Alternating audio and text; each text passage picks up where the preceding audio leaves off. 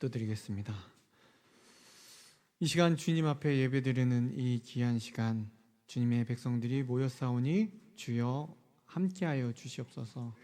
주님만이 나의 힘이시요 주님만이 나의 능력이시며 주님만이 나의 전부 되심을 고백하는 이 귀한 예배가 되게 하여 주시옵소서. 이 시간 이 자리에 성령 충만함이 가득하기를 기도드리오며 예수님의 이름으로 기도드리옵나이다. 아멘. 네. 자식을 키우다 보면 여러분 서운할 때가 있나요, 없나요? 네. 많으신가 봅니다. 제일 서운한 때가 언제입니까? 이런 말을 할 때가 아닌가 생각됩니다. 엄마 아빠가 해준 게 뭐가 있어? 서운하면서 지가 스스로 큰 것 같고 지가 스스로 먹고 지금까지 지내온 것처럼 말하는 것이 배응만덕합니다. 서운하기 그지없습니다. 여러분 마찬가지로 우리도 그렇지 않는가요? 내가 잘해서, 내가 잘나서, 내가 이제까지 살아온 것처럼 살아가지 않느냐는 말씀입니다. 그래서 이 시간 우리가 주기도문을 통해서 우리가 깊이 함께 생각하며 깨닫기를 바랍니다. 기도에 대해서 나누고 있는데 특히 주기도문에 대해서 우리 배웠습니다. 기억이 나시나요? 네, 2달 전인데 여러분 기억이 나시나요? 망각을 기억을 주시는 하나님께. 그래서 저희가 유튜브가 있습니다. 만약에 기억이 안 나시면 유튜브를 여시고 2달 전에 3월 20 며칠인가요? 있습니다. 그거 보시고 다시 생각하시면 되고요. 두 번째 시간으로 우리를 위한 간구의 부분입니다. 우리 11절 말씀인데요. 하나님께서 기쁘시게 하는 삶의 실천이 무엇인지를 함께 읽겠습니다. 오늘 우리에게 일용할 양식을 주시옵고. 네, 주기도문 4번째 간구인데요. 우리는 이것을 먹는 양식으로 생각합니다. 맞습니다. 하지만 단지 양식을 먹는 양식으로 보는 것보다 우리가 사는데 필요한 모든 것, 모든 자원, 모든 힘을 말해주고 있는 것입니다. 그런데 이 모든 것을 여러분 하나님께서 주시지 않는다면 여러분 우리가 받을 수 있을까요? 이 중요한 사실을 우리가 잊고 살아갑니다. 그래서 잊지 말라고, 기억하라고 이렇게 우리에 대한 부분 첫 간구로 이렇게 말씀해 주고 계시는 겁니다. 여러분 먹고 사는 문제, 이거는 믿는 자나 믿지 않는 자나 똑같이 중요한 문제입니다.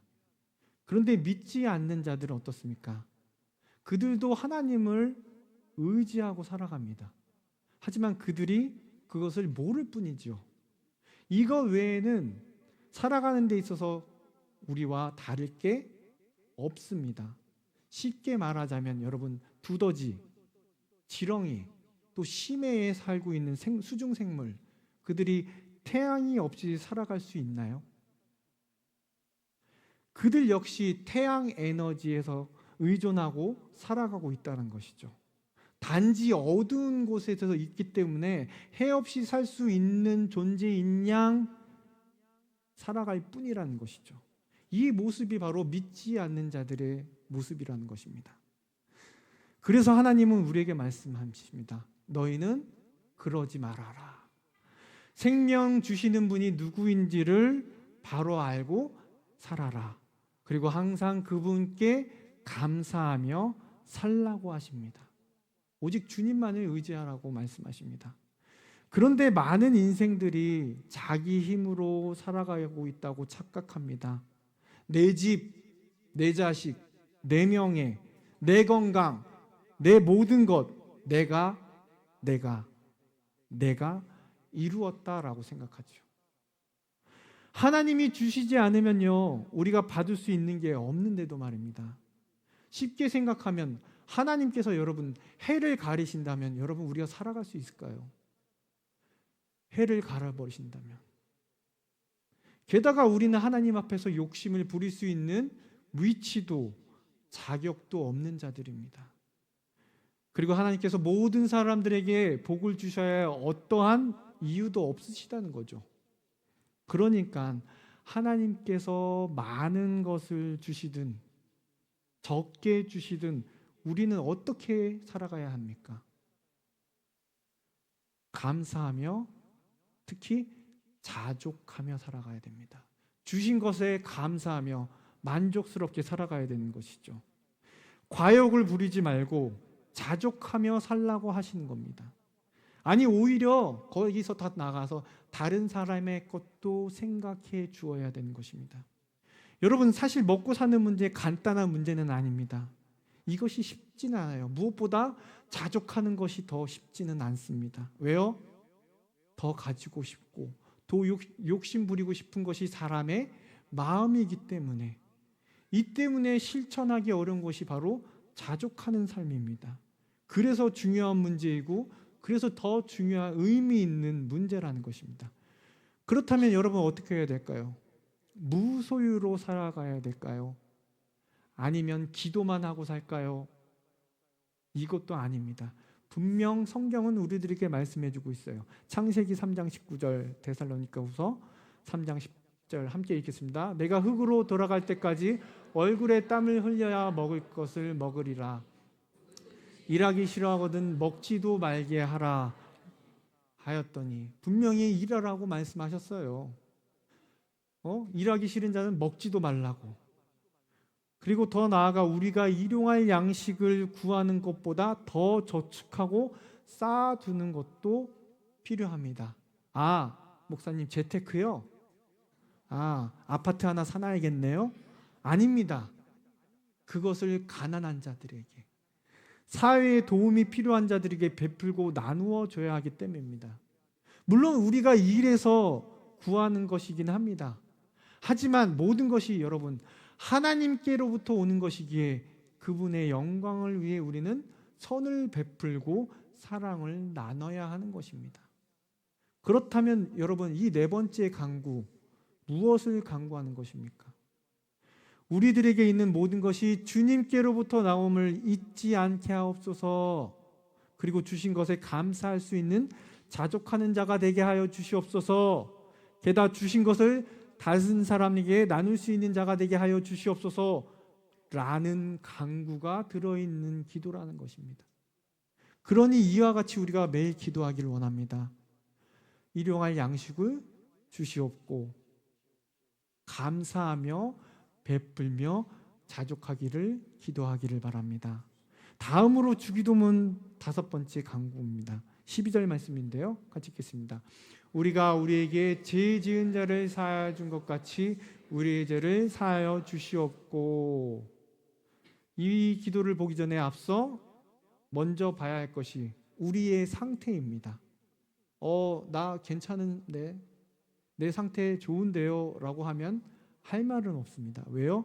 이게 죄에 관한 것이기 때문에. 앞서 먹을 것에 관해서 이야기했는데 죄를 얘기합니다. 이제는 먹고 사는 문제가 해결되었다고 여러분 우리가 잘 살고 있다고 말할 수 있나요? 왜요? 우리는 항상 여전히 죄 가운데 있기 때문입니다. 그것을 깨닫게 하는 것이 바로 여러분 이 5번째 강구, 우리 죄를 사하여 주시옵고. 세상 사람들은 말합니다. 먹고 사는 문제만 해결되면 돼. 맞던가요? 옛날에 그러지 않았습니까? 모두가 배부르고 등 따시면 죄를 짓겠냐? 왜 죄를 짓겠냐? 하지만 지금 어떻습니까? 먹고 살기 정말 편한 시대 아닙니까? 그런데 오히려 범죄가 더 많습니다. 뉴스를 틀면 나오지 않습니까? 이 죄 문제는요, 이 땅을 사는 모든 사람들에게 완전하게 해결하지 못합니다. 우리요, 마찬가지죠. 우리가 예수님의 보혈의 피로 의롭다 하심을 받았다고 해서 여러분 내 성품까지 완벽하십니까? 아니죠. 그래도 내가 나름대로 착한데, 저 사람보다 착한데 라고 얘기하더라도 내가 의인으로 구원받았다라고 생각해버리면 큰 오산이라는 것입니다. 그래서 주기도문의 이 5번째 강구는요, 우선 우리 스스로가 지금 깨끗한지 더러운지를 스스로 돌아보라라고 말씀하시는 거예요. 내가 지은 죄를 좀 보라는 것입니다. 죄에 대해서 남의 일처럼 생각하는 것이 아니라, 죄를 그냥 도덕적인 문제로 생각하는 것이 아니라, 정말 남에게 보이지는 않지만 내 속에 남아있는 죄, 내 양심에서 계속 말하고 있는 바로 그 죄들을 우리가 직시해야 된다는 것입니다. 아, 더러운 죄. 아, 이 싫은 죄. 이게 왜 내 가운데 있지? 왜 내게 묻어 있지? 제발 좀 깨달으라는 거예요. 그럼 죄에 빠진 자신도 모르고 다 포기하고 살아가는 사람이 주위에 많을수록 세상은 더 비참해진다는 것이죠. 왜 지금 그렇지 않습니까? 사람들이 죄를 지어도 죄인지도 몰라요. 얼마나 뻔뻔한지 모릅니다. 정말 저런 사람이 있나 싶을 정도로 말이 통하지 않죠. 이러한 시대에 여러분, 주기도문이 우리에게 꼭 필요한 것입니다. 나도 세상 사람들처럼 그냥 저냥 살지 않도록 우리 주기도문의 강구를 되새겨봐야 하는 것입니다. 다시 말해서 죄를 직시해야 하는, 나의 죄를 마주보고 깨달아야 하는 것입니다.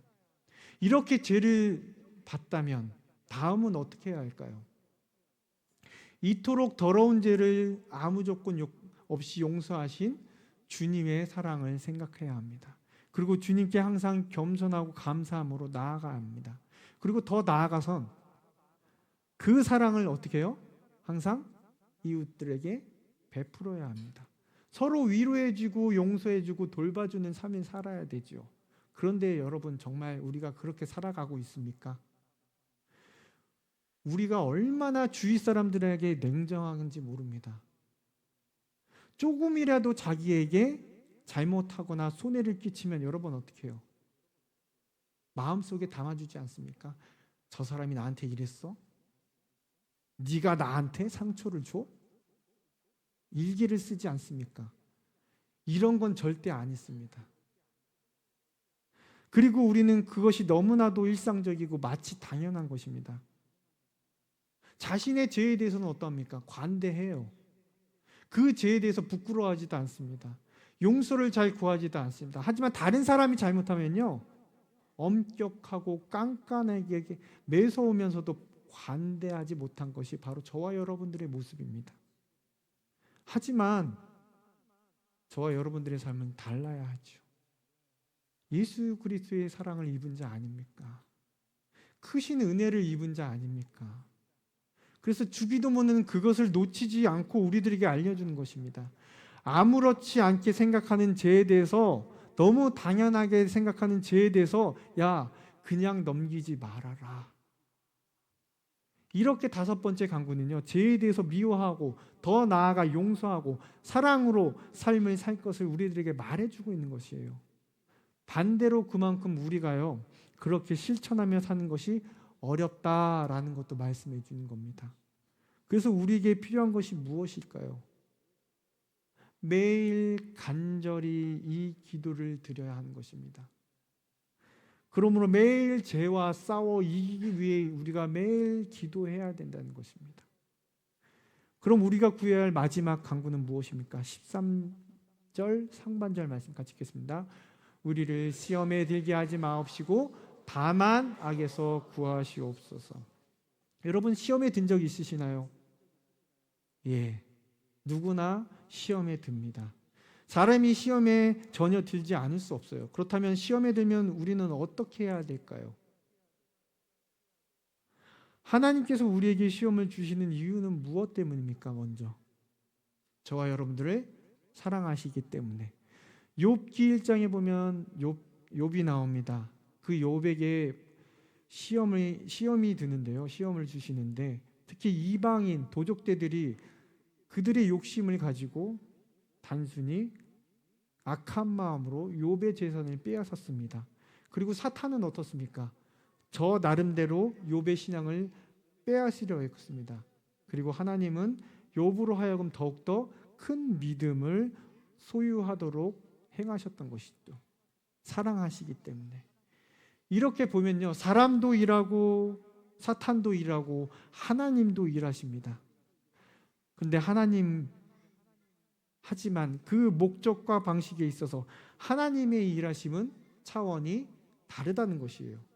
그런 하나님께서 우리를 지고 계신다는 이 사실을 우리가 기억해야 되는 겁니다. 우리를 사랑으로 함께 하시기 때문에. 그럴 때에 우리가 어떠한 시험이 오더라도 이겨낼 수 있습니다. 근데 말처럼 이 시험을 이기는 것이 쉽지만은 않습니다. 왜요? 우리가 연약하니까. 우리가 힘겨울 때가 있습니다. 버거울 때가 있습니다. 그런데 꼭 시험이 어려운 시험만은 있진 않습니다. 욥과 솔로몬을 비교해 보면 그렇지 않습니까? 욥은 무엇입니까? 고난이었어요, 시험이. 하지만 솔로몬은 뭐예요? 부와 명예였습니다. 사실 사탄은 우리가 잘 살고 못 살고에 아무런 관심이 없습니다. 사탄은 뭐예요, 그럼? 우리의 영혼을 노리는 것이지 우리의 육신이 아니라는 것입니다. 물론 어렵고 힘든 환경에 처하게 해서 우리의 영혼을 차츰 병들게 하는 방법도 사용해요. 하지만 그보다 즐겨 쓰는 방법이 무엇인지 아십니까? 그것은 우리가 세상을 살면서 자꾸 경험하게 해요. 무엇을 경험하게 합니까? 세상의 성공, 세상의 잘됨, 세상의 귀중에서 높은 그 위치. 그래서 자칫하면 우리가 이게 시험인가라는 것을 알아채지 못할 때도 있다라는 것입니다. 그래서 더욱 주의해야 하는 것입니다. 이런 시험을 눈치채고 이겨내려면 우선 이 시험의 핵심 원리를 알아야 돼요. 왜 우리 아이들이 시험 볼 때 핵심 원리가 있잖아요. 그것만 알면 다 우리가 이 시험을 이겨낼 수 있다는 것이죠. 무엇입니까? 사탄의 목적은 단 하나예요. 우리 영혼을 하나님으로부터 분리시키는 것. 그것만 하면 그의 일은 다 끝나버리기 때문에 어떻게든 하나님을 떠나게 하는 이것이 시험의 속성입니다. 그것이 고난일 수도 있고 그것이 부가 될 수도 있다는 것입니다. 그런데 우리가 이런 것을 알고 있다 해서 여러분 시험과 유혹을 이겨내실 수 있으십니까? 아닙니다. 자꾸 저 도목사는 왜 힘이 안 되는 말만 할까요? 이겨낼 수 있어야 되는데 이겨낼 수 없어요. 나는 이겨낼 수 있습니다 라고 하면 근거 없는 자신감을 가지고 계신 겁니다. 이러한 시험에 우리가 실패한다면 분명 기분이 좋지 않아요. 자신이 실패한 것 같습니다. 부끄럽습니다. 짜증납니다. 제발 좀 이런 시험 좀 없었으면 좋겠습니다. 그런데 이런 생각 속에서도 진짜 마음은 어떤 것인지 아십니까? 이걸 내가 충분히 이겨냈어야 하는데 그래서 이 뜻하지 않게 계속 실패하네 라는 자신에게 실망감이 더욱 커져갑니다. 그런데요, 원래 어떤 사람도 시험을 완벽하게 이길 힘은 없어요. 오히려 죄를 좋아해요. 유혹이 오면 곧장 따라갑니다. 멸망하는 것이 바로 인간의 모습이죠. 그래서 무엇보다 우리가 이것을 인정해야 됩니다. 하나님, 저는 시험을 이길 자신이 없어요. 하나님, 저는 연약해요. 유혹이 오면 이길 자신이 없습니다. 그래서 우리는 시험이 다가오면 유혹을 당할 때 어떻게 이겨낼까라는 관심을 두어서는 안 돼요. 그러면 어떻게 해야 됩니까? 도대체 어떡하란 말입니까? 한시라도 하나님께 피해야 합니다. 시편 50장 15절 말씀입니다. 시편 같이 읽게요. 환난 날에 나를 부르라 내가 너를 건지리니. 결국에 환난 날에 시험이 닥칠 때 그럴 때 어떻게 해요? 죽게 피해라가 정답이에요. 그리고 더 이상 시험에 넘어가지 않기를 간구해요. 내가 하려고 하면 넘어집니다. 하나님께 피하는 것이 정답이에요. 더 나아가 시험을 통해서 하나님께서 나에게 어떤 말씀을 주시는지, 어떤 바를 깨닫게 하시는지 기도해야 합니다. 이것이 우리가 시험을 당할 때 제일 먼저 해야 하는 행동입니다. 그렇다면 하나님께 피한다는 것은 무엇입니까?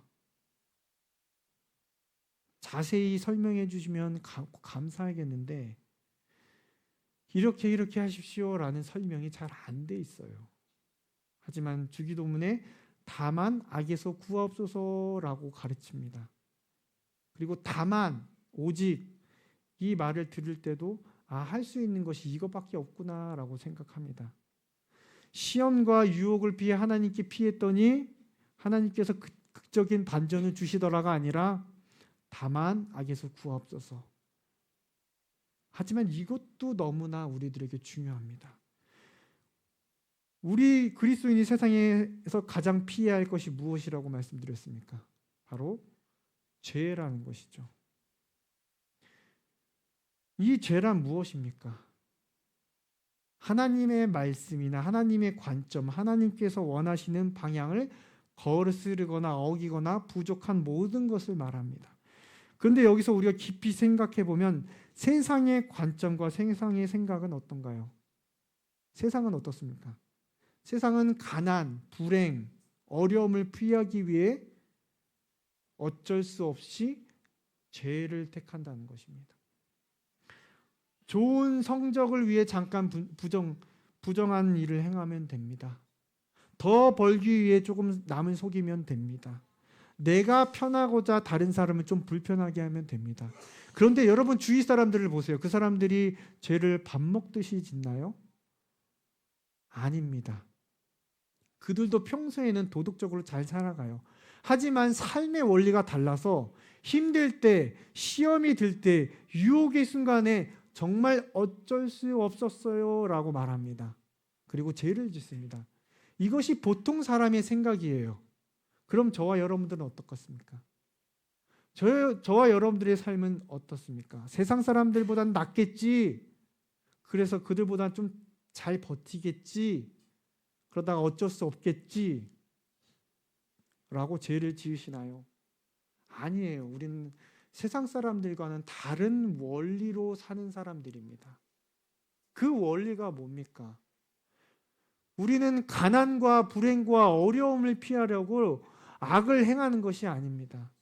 오히려 반대로 죄를 피하기 위해서 가난과 불행과 어려움을 당하는 것이에요. 죄를 피하려고 하나님의 편에 서는 것입니다. 그런 존재가 바로 저와 여러분들이에요. 설령 내가 좀 못 먹고, 내가 좀 없고, 내가 좀 망하고, 내가 좀 빼앗기고, 내가 어디 가서 좀 노예로 살고, 나의 모든 명예가 실추되고, 아니 심지어는 가족도 날 버리고, 심지어는 목숨까지 잃을지라도 우리의 삶은 이것이에요.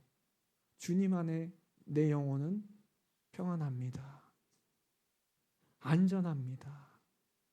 라고 고백하는 것이 그리스도인입니다.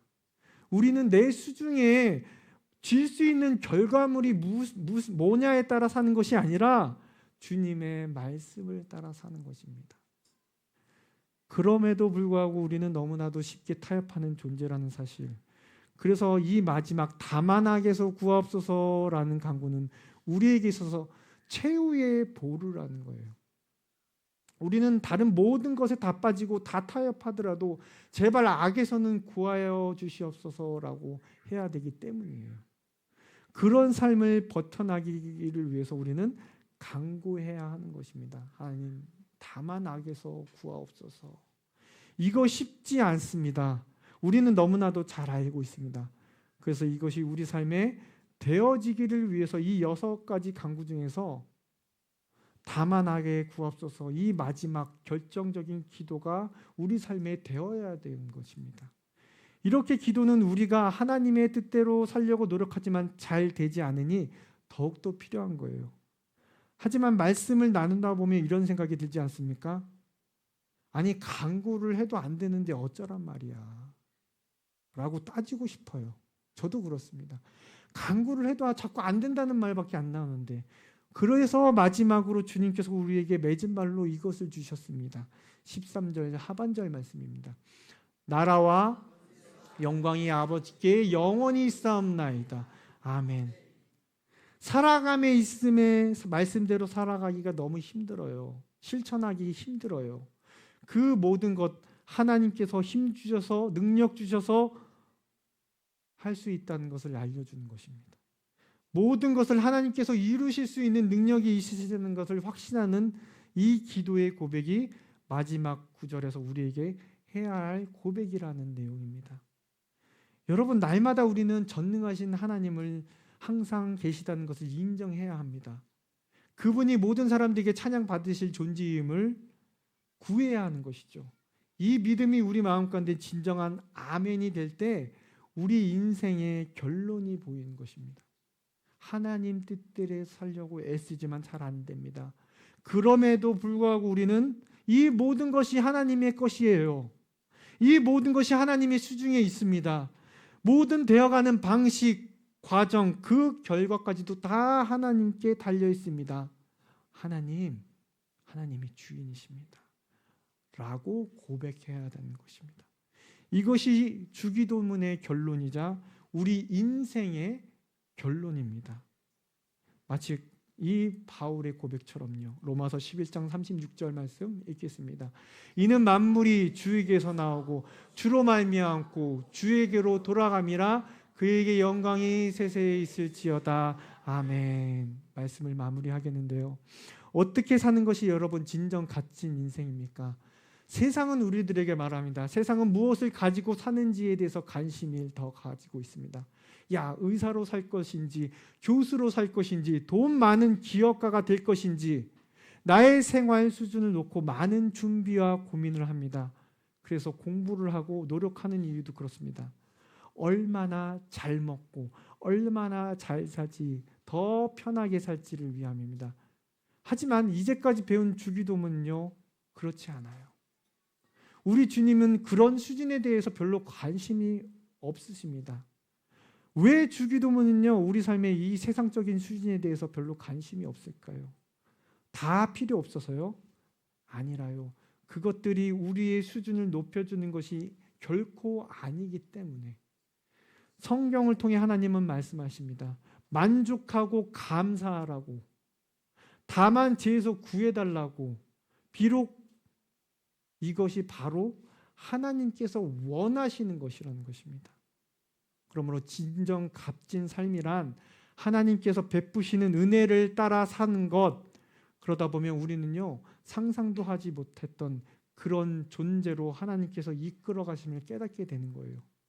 내가 바라고 원하는 자로 바뀌는 것이 아니라 주님이 원하시는 자, 주님이 바라시는 그 사람으로 변해가는 것입니다.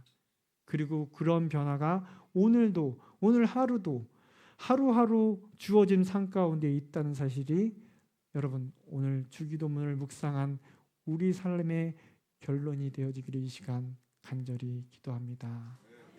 이 시간 우리 말씀을 생각하시면서 잠깐 일어나셔서 기도하신 후에